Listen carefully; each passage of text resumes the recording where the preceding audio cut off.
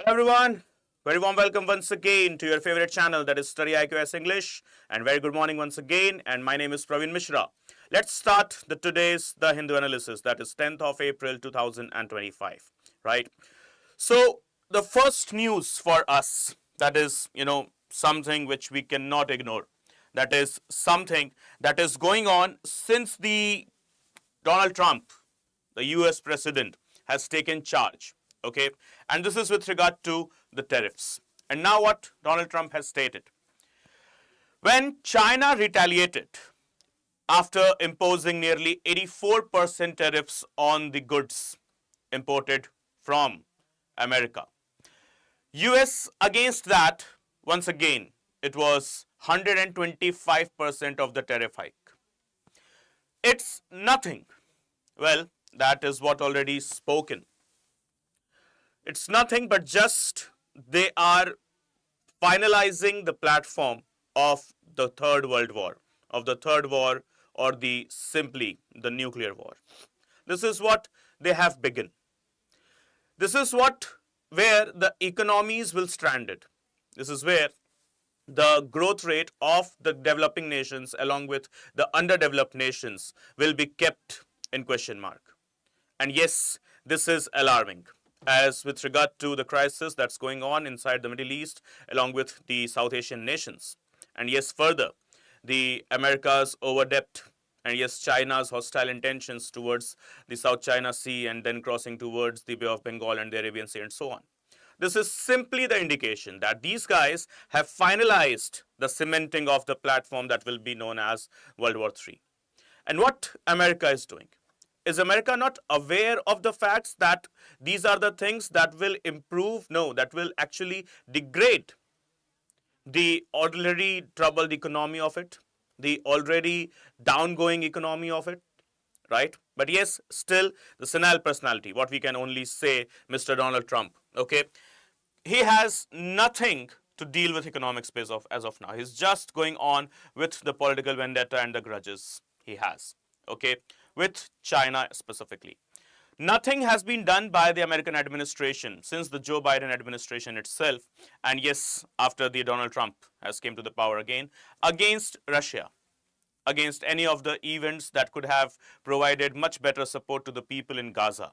But yes, where they are busy in just imposing sanctions that is once again instigating the fresh ever conflicts that shall lead to the bigger one, that is, yes, obviously the nuclear war. Okay. Now here the question is the tariff wars going on, that is the trade wars going on. 125% America, 84% China, and then everything going on. But yes, somehow it has benefited some other countries, as of now, flat 10%, absolutely flat 10% tariff is right now imposed on each and every country, from India to every other country, from Europe, from Australia to South America to whatsoever, okay, from Africa to Asia, from Europe to South America. All of the countries, okay, now they are facing 10% of the tariff hike only, regardless of the other ones, that is 25 and 27% for India, 49% for many of the Southeast Asian nations and so on. It is right now, presently, the previous so-called Liberation Day tariffs, okay, they have been halted now, and only 10% of the tariffs are there, okay, throughout the whole globe. It's just China that is facing 125% of the tariff hike, okay. And this brings us to a very big conclusion, a very big question. Dear World Trade Organization, one of the outcomes of the Bretton Woods only, where are you? Why ain't you here, and why can't you see that all the provisions of the Uruguay round, as well as the GATT, as well as the protocols of the World Trade Center, World Trade Organization, they are being violated each and every day by two major economies of this globe, that is America and China. Why aren't you here? Where are you? Why are you sleeping? Can't you hear? Have you gone mute and deaf? Right?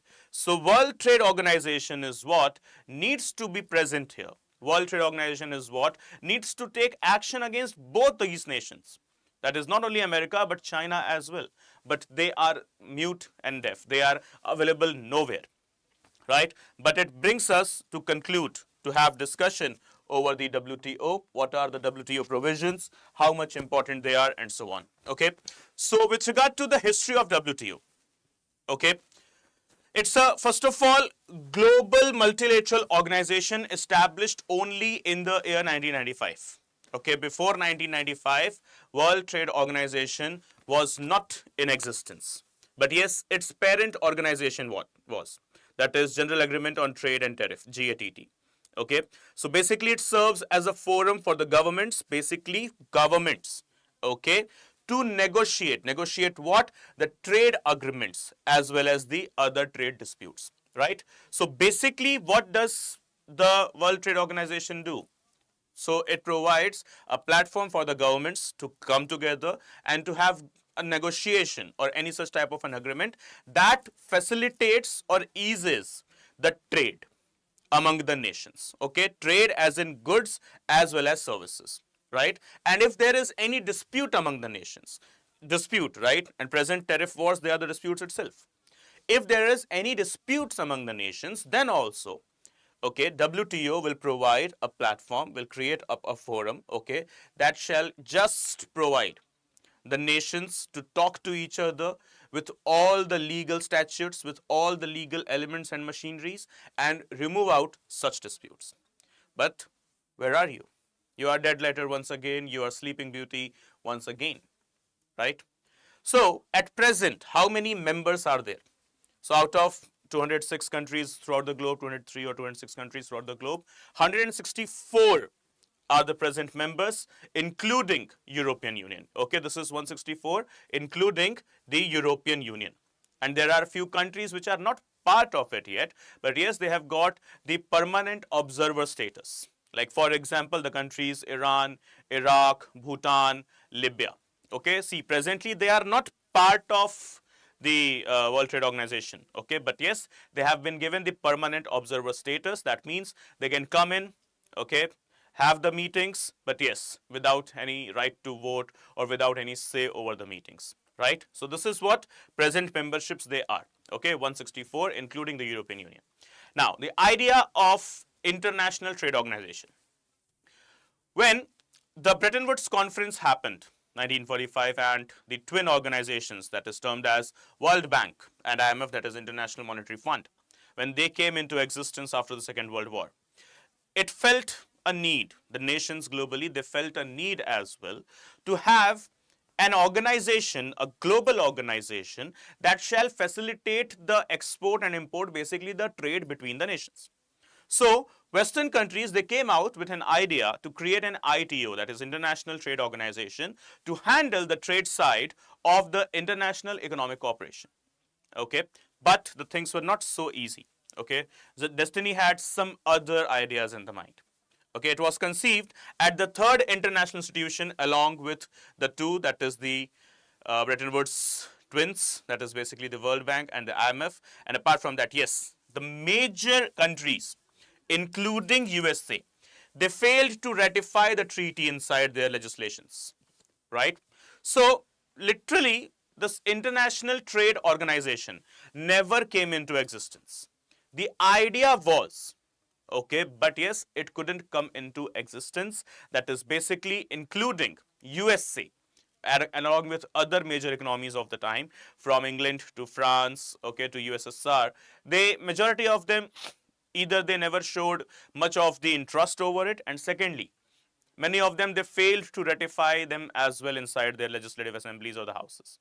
Okay, and hence WTO came to be, or sorry, ITO, that is International Trade Organization, came to be a dead letter. But still, a third organization, that is the third outcome of the Bretton Woods, along with the World Bank and IMF, okay, that is those twin organizations, a third one came into being, that was named as GATT, General Agreement on Trade and Tariff. Okay, so literally on 1st of January 1948, okay, around 23 countries, they signed the provisions of the GATT, that is General Agreement on Trade and Tariff. Okay, and literally during the period of 1948 to 1994, most of the world trade was governed by the GATT itself, that is the General Agreement on Trade and Tariff. Till 1994, that is till the time period World Trade Organization came into existence. Okay, the agreement signed along with 23 countries, from England to the USSR. Okay, that is whole the United of that is the whole of the United Kingdom, USSR, America, and so on. Okay, the major economies, the P5 economies, along with the other ones, from Germany to Spain. Right.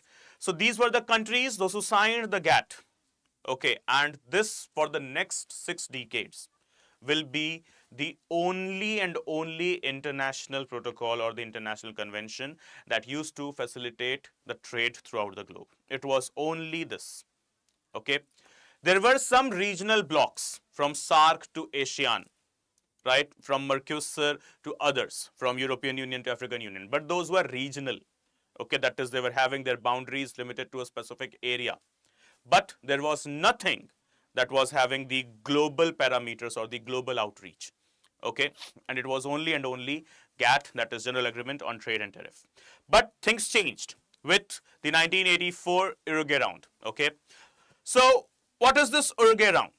Obviously, the Latin American nation, one of the nations that was most impacted, one of the most impacted continents when we talk about, that is the Latin America or the South America. Most impact as in with regard to the disturbance in the global trade. Okay, an isolated continent with regard to trade. It has been always and has always tried its best to establish a global forum that shall facilitate the ease of business, that shall literally facilitate the import as well as export, simply speaking, the trade that shall boost economy. So as with regard to the countries of South America, from Chile to Prague to Uruguay and the other Caribbean states and so whatsoever, okay, from Venezuela to Argentina, whatsoever states. Yes, those states, they are good with natural resources, they're good with their tourism, but yes, their geographical location provides them much greater deficit with regard to the isolation as well as the connection throughout the other territories. So because of which these countries, they have tried their level best to go ahead and have some good amount or some good platforms or some good stages of the international trade, but unfortunately they failed.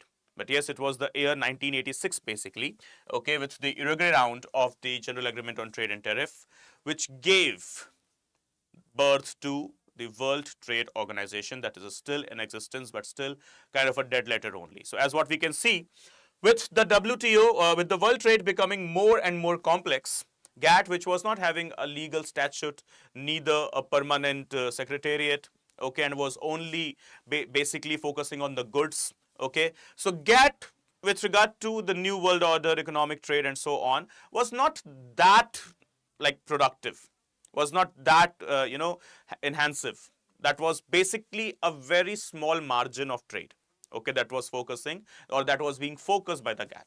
Hence, as a result, it was now felt at the Uruguay round to enhance the GATT provisions, okay.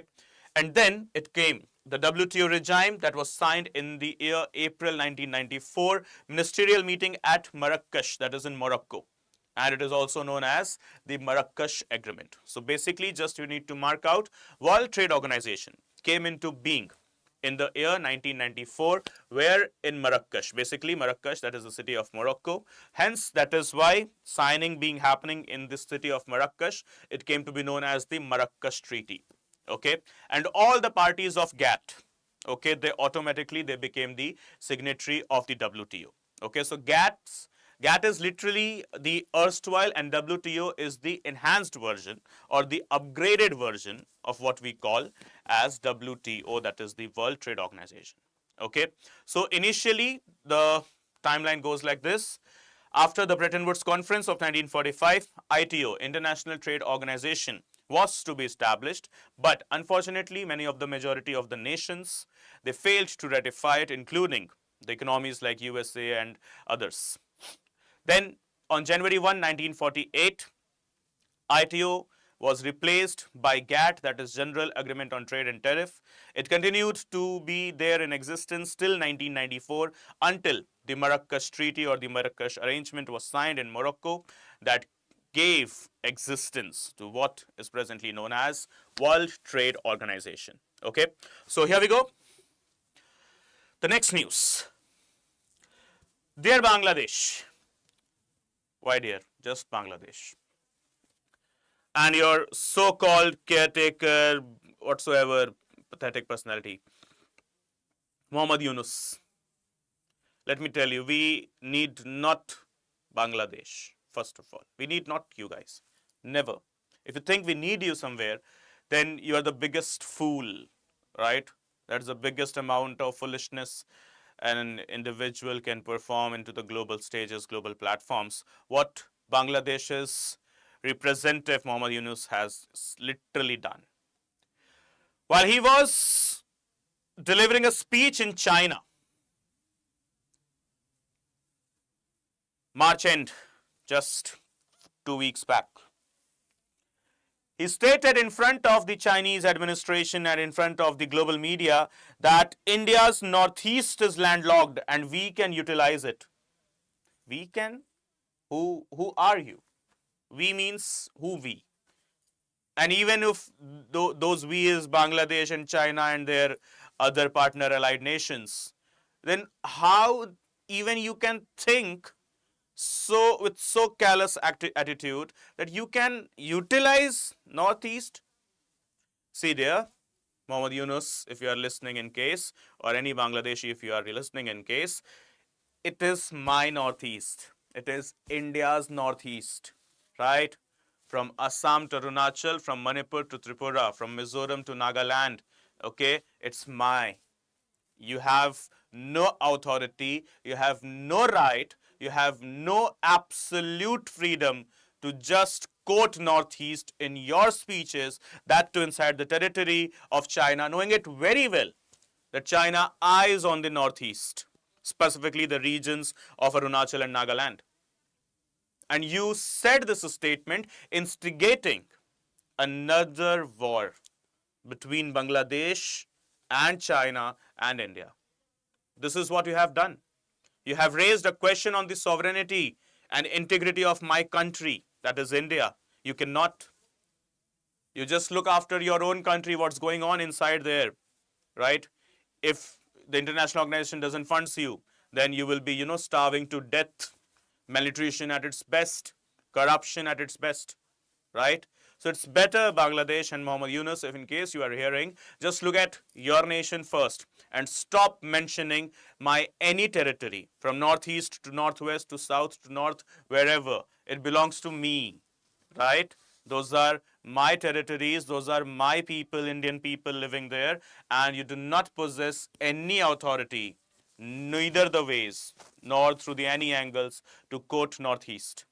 That too in China, and saying that it can be utilized. How even you think even that? How can you even think of that, right? You can utilize it, like for how? And then you expect us to be the spectators of your comments. No, this is not the time that we are going to just, being a mere spectators of the comments or the statements by the global people, global leaders into the international forums and the meetings from bilateral to multilateral or whatsoever. No, we can't. And hence, the repercussions, the aftermath of your statements, they are here. The trans-shipping corridor of Bangladesh has been blocked by India, as stated by the Ministry of External Affairs. Though we have cited the extra amount of congestion of ships in our ports in Bay of Bengal region that facilitates the Bangladeshi commercial ships to access the Indian ports while transferring their cargo to Myanmar, Nepal, Vietnam, or to other Southeast Asian nations, right? We have cited, we have just given the reference or the point that, yeah, because it troubles the, traffic of the ships, it provides some excess amount of congestion, and hence we need not allow the Bangladeshi ships to halt at the Indian ports, right? This is what the statement has come. Okay, but we know the reality.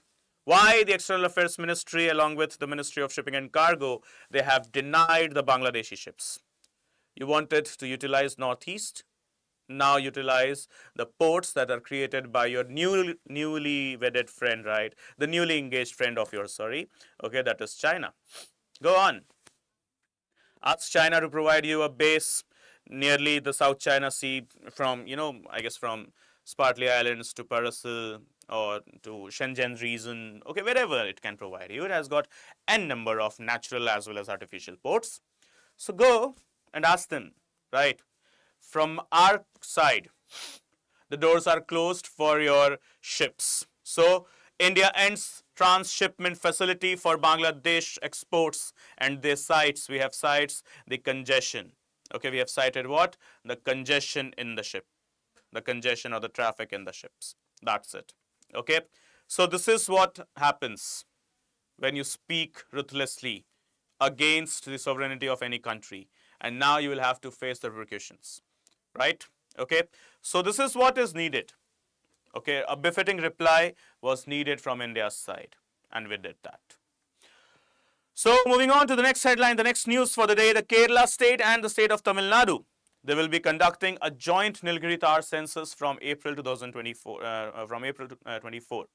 Okay, so Nilgiri Thar, an endangered species according to the International Union of Conservation of Nature. We have seen that by the year 2019, when the last official census was performed, the number of Nilgiri Thars, they enhanced, right? But yes, the growth in the numbers, or that is basically the population growth of the Nilgiri Thar, was not that as expected. Yes, a good amount of growth was seen in the population, but not as that expected as per the Project Nilgiri or the Project Thar, right? Project Nilgiri Thar basically. So yes, after that there have been multiple issues with regard to the regions of Nilgiri, but now it's time when the two states from our South India, okay, that is Kerala and Tamil Nadu, they have joined hands with regard to the Aravikulam National Park and go ahead with the census, official census of the Nilgiri Thar. So guys, the whole thing from this here that we need to discuss about the Nilgiri Thar, and apart from that, Aravikulam National Park. So as we go ahead, this is first of all the beautiful looking Nilgiri Thar, okay, and yes, talking about the features.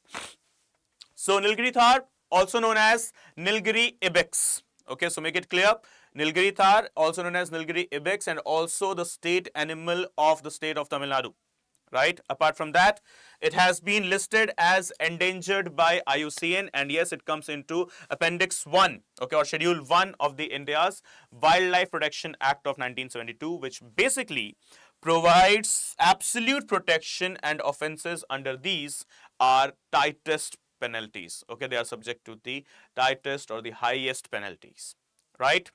So Nilgiri Thar, state animal, Tamil Nadu, also known as Nilgiri ibex, endangered according to IUCN. Apart from that, comes into the Schedule 1 of the Indian Wildlife Protection Act of 1972 that provides, okay, Nilgiri Thar with absolute protection, okay, as well as penalties when it comes to the cruelty or any sort of poaching of Nilgiri Thars, right? Then lastly, what we have, the adult males of Nilgiri, the adult males only, remember, not the adolescent ones, not even the infant ones, only the adult, and that too males, right? The adult males of Nilgiri Thar species develop a light gray area of saddle, that is patches, okay, on their backs, and hence they are called as saddlebacks, okay. So Nilgiri ibex or saddleback, but saddleback will be the term used only for adult male Nilgiri Thar, not the adult female or the infant or the adolescent male or female. Just one category of Nilgiri Thar will be termed as the saddlebacks, okay, that will be adult males, only and only adult males, right? Okay, next, the Aravikulam National Park. So it is where, in once again, the most green state in the south, that is Kerala, God's own country, okay, so located where? Western Ghats in Idukki district of Kerala. Declared a national park in the year 1978, and yes, the park covers nearly the area, big area of 97 square kilometers, and yep, the highest peak south of Himalayas, that is the Armamudi, that is 2,695 meters, is situated on the southern side of the park. So guys, remember the Anamudi, that means the highest peak of the Himalayas, okay, south of the Himalayas basically, not Himalayas, south of the Himalayas. That is what? 2,695 meters, named as Anamudi. It is situated where? In the Aravikulam National Park only. Okay, and apart from that, yes, there is also, this is also termed as the land of Neelkurinji. Neelkurinji, they are beautiful blue colored flowers, okay, that blossom, that grow actually at the gap of every 12 years. Okay, they bloom at the gap of every 12 years. What is the name? Neelkurinji. Okay, so guys, what is the factors here? Ervikulam National Park, located where? Idukki district, Kerala. When it was declared a national park? 1978. Okay, and yes, the highest peak south of the Himalayas, that is the highest peak in the southern part of our country, that is basically Anamudi. Okay, it is where? In this park only. Which park? Aravikulam National Park. And yes, lastly, another wonderful thing about the Aravikulam National Park, it provides a specific type of flowers that are termed as Neelkurinji. And what are the features? The specific point for this Neelkurinji flowers, they do blossom or they do grow at the gap of every 12 years. Okay, that is what? Neelkurinji. So here we go to the next news, to the next topic for the day, the epic retold. Another Indian aesthetics, Indian culture, Indian rich, flourished culture, what you are watching. Okay, it is termed as the festival that is known as the Panguni festival, right? So what is the name?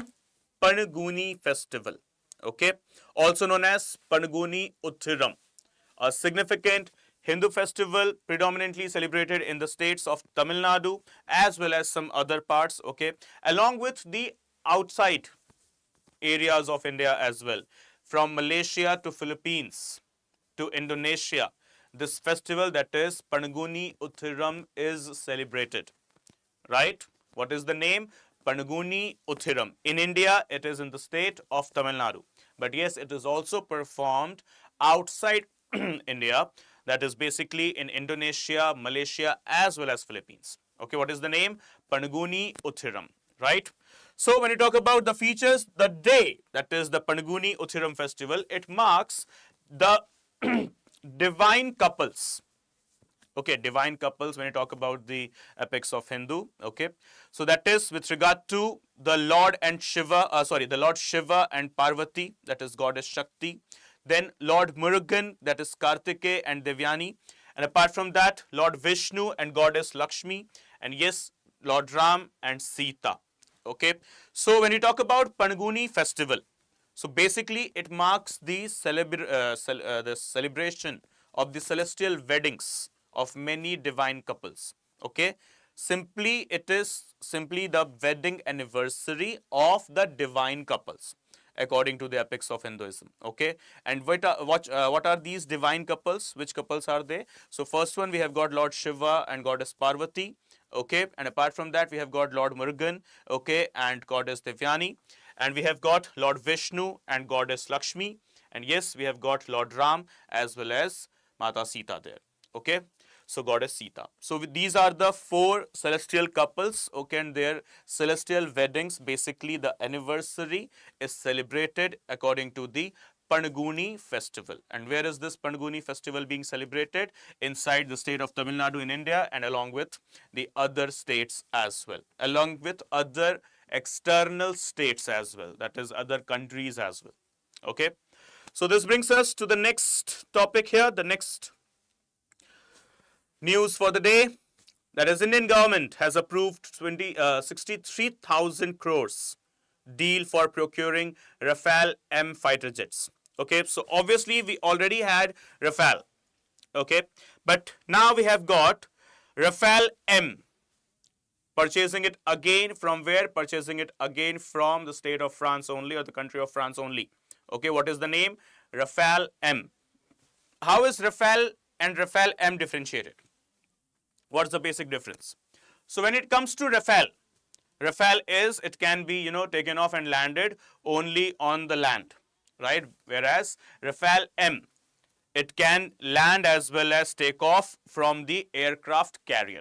That is what the basic difference. So as with regard to the Cabinet Committee on Security headed by the Prime Minister Narendra Modi has finalized of purchasing some Rafale M, okay, from France itself.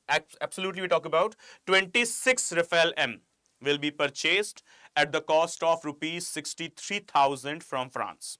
Okay.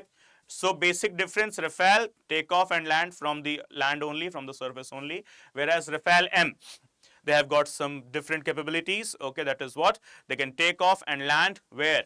Into a basically aircraft carrier. Okay, so how many of them we are buying? 26 of them. Okay, Rafale M from where? France. Who has approved it? The approving authority is Cabinet Committee on Security, CCS. Who heads the Cabinet Committee on Security? It is the Prime Minister of India. So presently it is Narendra Modi who leads the Cabinet Committee on Security. Okay. So, next news. US imposes new sanctions on Iran nuclear program ahead of talks. So as we were discussing this point yesterday itself, that they are about to have a meeting, Iran and America, and they shall be discussing about the joint comprehensive plan of action, its further existence, its further importance, its further working. And before the meeting, United States of America has imposed fresh economic sanctions on Iran. So you are going there for meeting and still you are acting kiddish, you are acting too childish, right? What's the point of imposing sanctions just before meeting? There is no point over it, literally no point. It's absolutely childish behavior from Trump government, right? Why new sanctions? You're about to have a talk. You should have gone ahead and had a meeting, because now this meeting will be more focused on the fresh ever sanctions imposed rather than the Iran nuclear deal that is already a dead letter, already a sleeping beauty, right? Which is not even performing at its best. In fact, International Atomic Energy Agency has now been criticized by America. America is criticizing international agency that because of you guys, Iran nuclear deal is not performing well. Because of you guys, you draw back from Iran nuclear deal in the year 2018. You came back in the year 2020, right? And then, right now, after this meeting, I'll tell you, mark the date today. It's 10th of April 2025. There are 70% and above of the chances that America could withdraw from the treaty again, right? Donald Trump is known for these nonsense things, withdrawing sometimes from Kyoto Protocol, from Conference of Parties, from UNICEF to UNESCO and Iran nuclear deal. And this particular action of Donald Trump that is imposing sanctions baselessly, ruthlessly, without any need, okay, when you are already going ahead with the meeting, okay, in just next couple of days, and you are imposing sanctions. So obviously you know it very well. Now, Iran would be more desperate and Iran would be more frustrated as well. And Iran would try its level best to consult Russia. Russia will add in China. And now the trio will be there. Iran, Russia, China. Right? And Iran would be posed alone at that time, but backed by Russia and China at back. Okay, and China specifically with the time when you are going ahead with the trade war. Right? With China, you are going ahead with the trade war. China has imposed 84%, you have imposed 125%, okay? And right now, you have imposed sanctions on Iran, knowing it very well. Iran is backed by Russia, Russia is supported by China, and now China will come to Iran, right? And now think of it. Will Iran nuclear deal work? No, it's not going to work, as what the present situations they are telling us. Absolutely not, it's going to work, right? So, see the next news that is related to the previous one itself. Knowing it very well that Iran nuclear deal won't work. And yes, the Tapi gas pipeline is already into action there, and Middle East, along with the parts of Western Asia, shall be having an autonomy of trade when it comes to the power supplies from gas to oil. In that case, America wants its presence back in West Asia, right? In Afghanistan, now you cannot Though you have made the new quad, but yes, your presence there will now lead to the deadlier consequences for you only, America. So the other territory that is left, that was used and utilized by America in the previous ages, in the previous years, that's Pakistan. And see this news here. Just correlate the news. This one, okay, with the other one. Once again, imposing sanctions on Iran ahead of the talks, right? Going ahead with the trade war with China. And yes, here, suddenly you are now active in Pakistan, right? Welcome back, America. That's what Pakistanis would be saying right now. Now they would be feeling more dollars into the consolidated fund. Nice. More money for the military and the government to spend over the luxurious apartments and the bungalows and the villas throughout Europe. Yes, they would be like, yo, paisa coming, right? Let's go. America is here. Okay, China fund दे देकर भी तो थक गया रहेगा ना अभी तक. China is also like right now it's a bit frustrated. कितना पैसा? How much money? I have invested a lot. Okay, now अभी ठहर जाने का शांति ऐसा cool down. Okay, and now America it is coming. So what's the news? US companies, they are keen to invest in Pakistan's untapped mineral sector. Untapped yet. Pakistan's Balochistan region specifically, which is rich in rare earth minerals along with lithium. Lithium, that could be another, type of a black gold we have named. Okay, that is crude oil. Lithium could be something that is another type of a silver or diamond. You call it whatsoever color with. Okay. So it is right now. So with regard to the US companies, okay, and Pakistan along with other countries, they are signing a trade deal, a mining deal in the regions of Balochistan that is occupied by Pakistan to go ahead and extract the minerals from the earth, right? So if we go ahead with the whole news, as you can see, so the summit has drawn participation from major international companies including Canada-based, okay, Saudi Arabia, China, Turkey, UK and Azerbaijan. And Pakistan's massive copper and gold deposits, they are located in Rikodik as in a district in Restif, Balochistan. So they have got gold, they have got copper and yes, they have got what? The lithium as well. Okay, and hence Americans, Mr. so-called idiot Shehbaz Sharif is welcoming them, right? Just these two people, Mohammad Yunus and idiot like Shehbaz Sharif. If the world get rid of these two people here, South Asia will relax. South Asia will have a seas of relaxation there, right? But don't know how to eliminate these people and what the international organizations they have decided. Okay, but yes, whatsoever they have decided, it would be there for their own personal gains only, personal benefits only. And for India to get rid of them, okay, elimination as in not like killing. Yeah, if that is also possible, that's what wrong. But yes, elimination as in, just getting rid of them. They should be dethroned as earliest possible time so that the whole Asian nations, they could have some relaxation. Okay, because Asia is burning because of these two people, majorly because of three people: Shehbaz Sharif, Xi Jinping in China, Mohammad Yunus in Bangladesh, right? Okay, guys, so this brings us to the end of the session for the day. I hope everything is crystal clear and you're enjoying the sessions as well. Okay, so guys, please do not forget to subscribe to our StudyIQ IS English channel. It's made just for one purpose, to provide you the best quality and quantity content, okay, that is needed for you to convert your status from a common personality to an IAS, IPS, IFS or an IRS officer as well, right?